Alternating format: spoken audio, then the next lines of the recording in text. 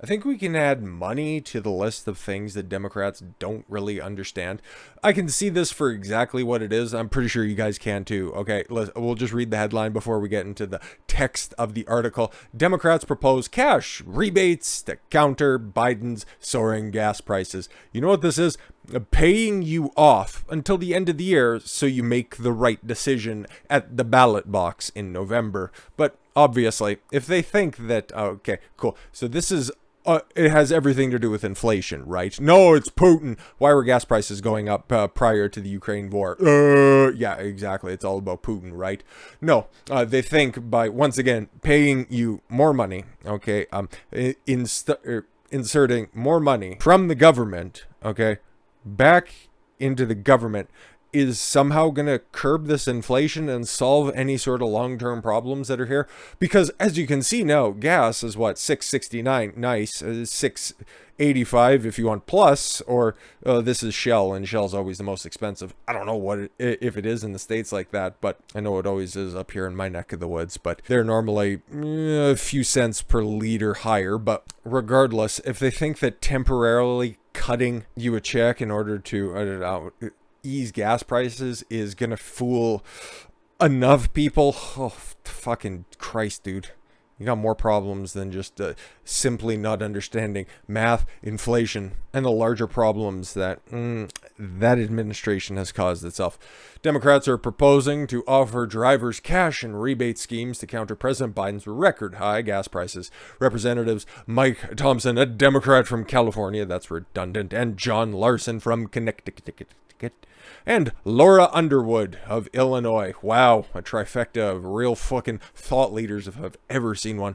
Last week proposed a gas rebate act of 2022 when American drivers would receive a $100 energy rebate per month for the remainder of 2022. Cool. That's terrific. Okay, that wouldn't even fill up my tank once. Okay, and when I was driving more to and from my place of work, I'd have to fill up twice a month. So thanks for nothing. The rebate would only be awarded if national average prices exceeded $4 per gallon. As you can see there, looks like it, but that's national prices. Okay, once again, trying to solve individualized problems through a national lens. Just retarded. That's also like saying, oh, everybody deserves $15 an hour.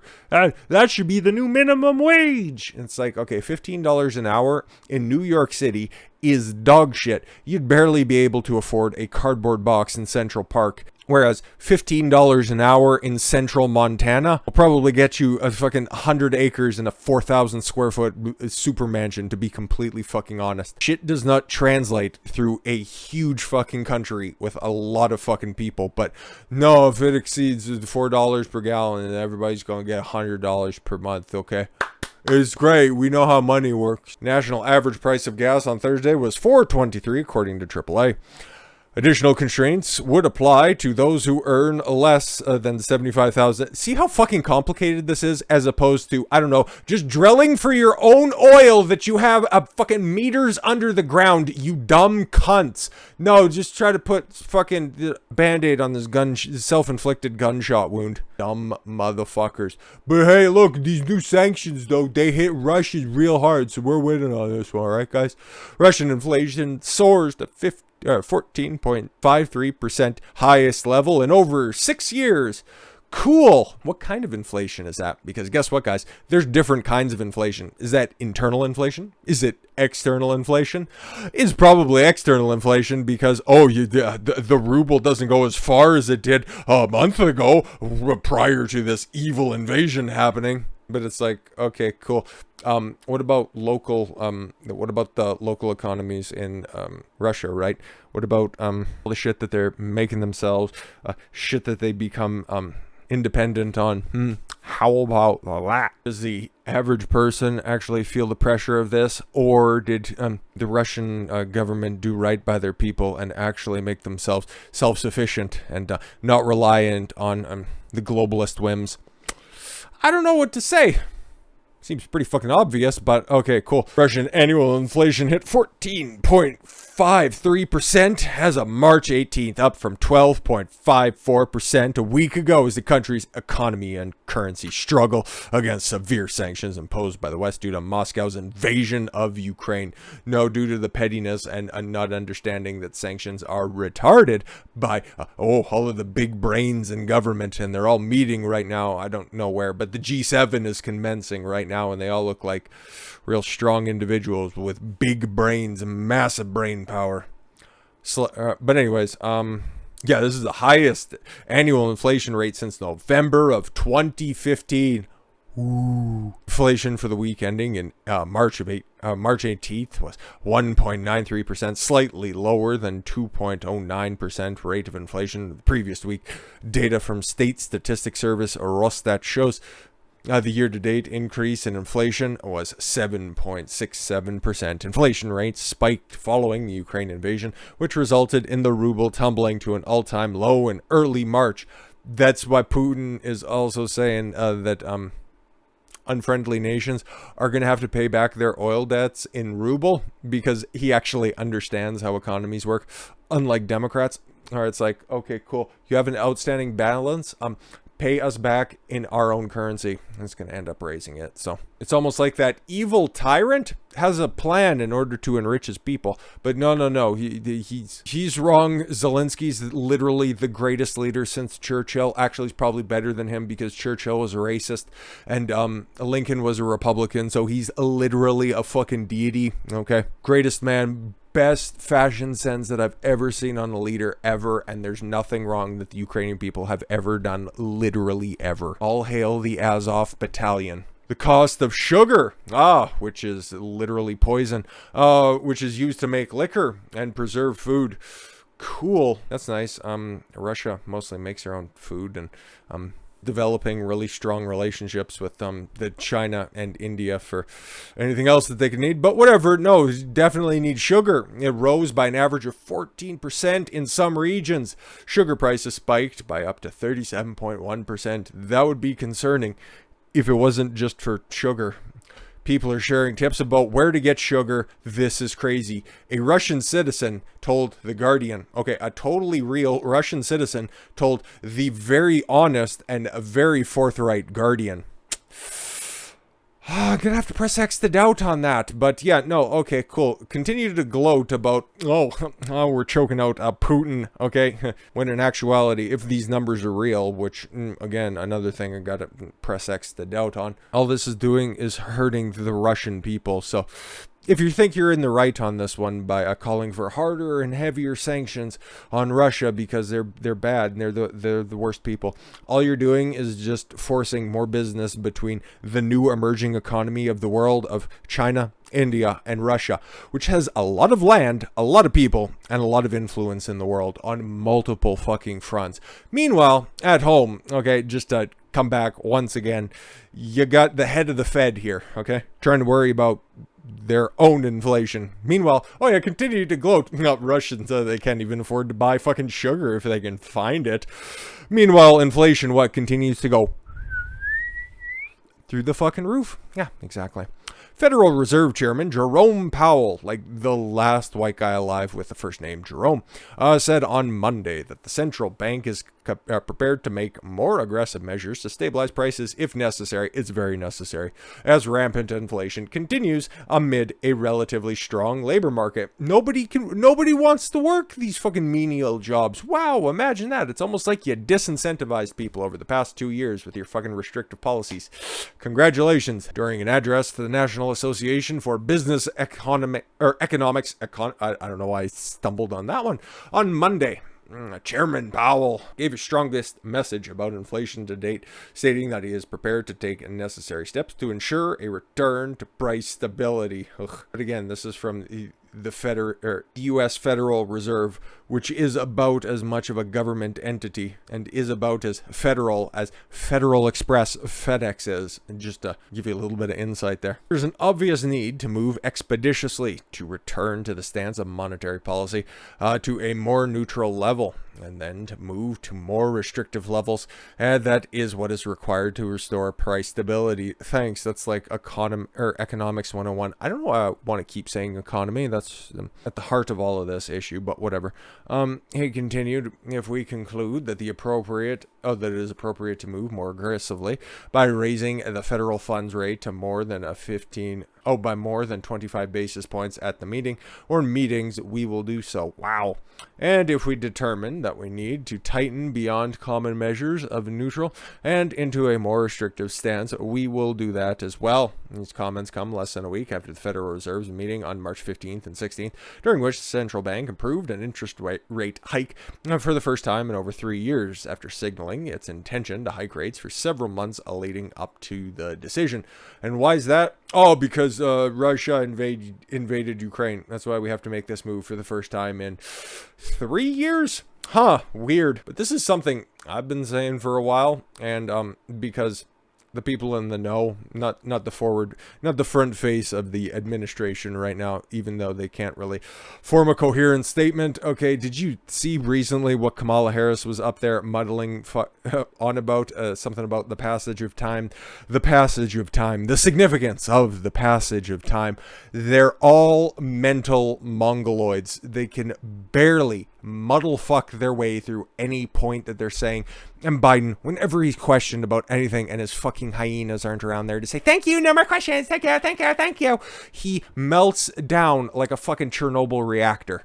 He's terrible. That's why more of the shadowy figures, the guys who are in control of the fucking world, let's be fair, because you can see two things that are very troubling in this picture, the picture up front. Okay, you have the CEO of BlackRock, which, and then you have the World Economic Forum in the background, which is double, and they're reiterating something that I heard a while back and that I brought to you guys as well, that this is a conflict. This Russia-Ukraine special military incursion, war, genocide, whatever the fuck the mainstream media wants to call it. Russia trying to fucking iron out the insanity in Ukraine. That's what I'm going to settle on, because that's kind of fun to say. But it was figuring out if putting all this pressure on Russia was somehow going to show that globalism is the way of the future, whereas Russia's kind of just chilling over here being like, yeah, we're actually probably going to be able to weather the storm on this one, and China's actually like knocking on the door and wanting to do business with us, and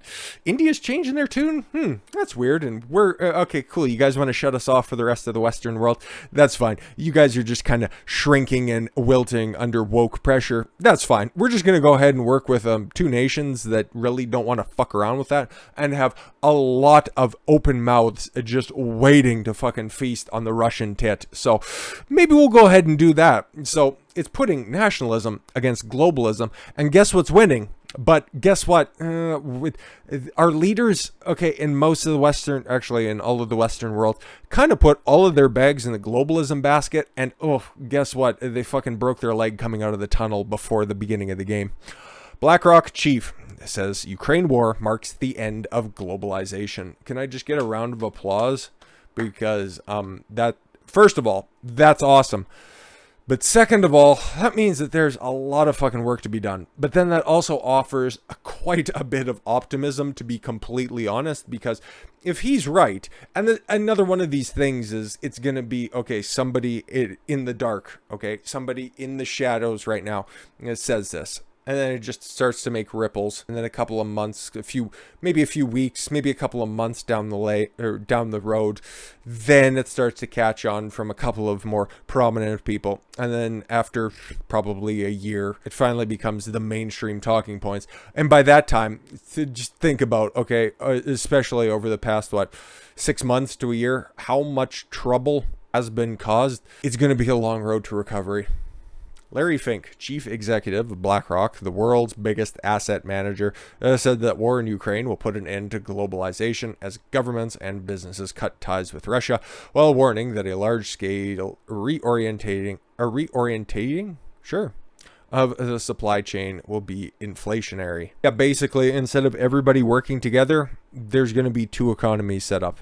Okay, there's going to be the one of like China, India, Russia, okay, that cabal and all of their affiliated countries as well, which more or less is just also going to consist of the Middle East as well. Probably Africa, because if you take a look at the Belt and Road strategy, and then Australia might probably just link up with them as well, but whatever. And New Zealand as well, because Jacinda Ardern's never seen a tyranny that she doesn't want to take a part in. So you're going to have one section of the world working independently with one another, and then you're going to have Europe and North America chill out and fucking try to make sense of what's left, which is probably good, okay, at the same time, because there's a lot of resources just kicking around in these places. But the people at the levers of control right now are disasters, to say the least. The Russian invasion of Ukraine has put an end to globalization we have experienced over the last 3 decades. Yay! That's awesome, Fink wrote in a March 24th letter to shareholders, in which he noted that Russian offensive in Ukraine had catalyzed nations to severe financial and business ties with Moscow. United in their steadfast commitment to support the Ukrainian people, they launched an economic war against Russia, Fink wrote, and it failed. It's continuing to fail because Russia is able to weather the storm on this one. Sanctions also include a freeze on around $300 billion in Russian central bank hard currency reserves, an unprecedented move that Russians, a foreign minister, so many upcoming Y's and shit. Harsh consonants. Sergei Lavrov denounced on March 23rd as theft. Yeah, it really is, because they're just punishing individuals and citizens and not fucking governments, because it's like Lavrov or somebody's daughter is getting sanctioned. It's absurd. It's absolutely absurd. Fink noted in his letter that capital markets, financial institutions, and companies have gone beyond government-imposed sanctions, removing quickly to terminate long-standing business and investment relationships. He predicted that Russia's decoupling from the world economy will prompt governments and companies to reevaluate their manufacturing and assembly footprints more generally and reconsider their dependency on other nations. Good fucking luck. This may lead companies to onshore or nearshore more of their operations, resulting in faster pullback from some countries. There will be challenges for firms if they seek to rejig supply chains. This is all great. This is all great news. You should be focusing on domestic manufacturing, production, and supplying within your own borders. It's just like I said, the people in charge aren't down with that. They just want to exploit the poorest countries in the world. But unfortunately, the poorest countries in the world are going to start getting exploited a lot more by China and India. Because, yeah, they're kind of lining up with them because they don't want to hop on this whole globalist wagon, which I hope just decays incredibly quickly. Because, yeah, every country should be working towards independence, okay? Because you don't want to have two fucking middling, failing countries come together and work, because guess what's going to happen, okay? You're just going to have a bigger fucking failure at the end of the day. But if you have two wholes, bad phrase, because two women never work well together. You have two complete partners working together, they're actually going to get something done, because they're totally realized entities, okay? And they're going to be able to solve the problems quickly, which... You take a look around the developed world, or at least right now, the leaders in the world, they have a hell of a lot of good stuff going for them, but they just refuse to use it, and it makes no sense, and it's going to take an entire shift, okay? Hopefully it doesn't take a generation, but shit like this normally does, and like they said here, okay, or like the CEO of BlackRock says, the globalization of the past 3 decades has been put to an end. I pray he's correct. But with all that said, thank you all very much for the gift of your time. I've been Don Consuelo. I want you to follow your gut and get after it. Take care, everyone.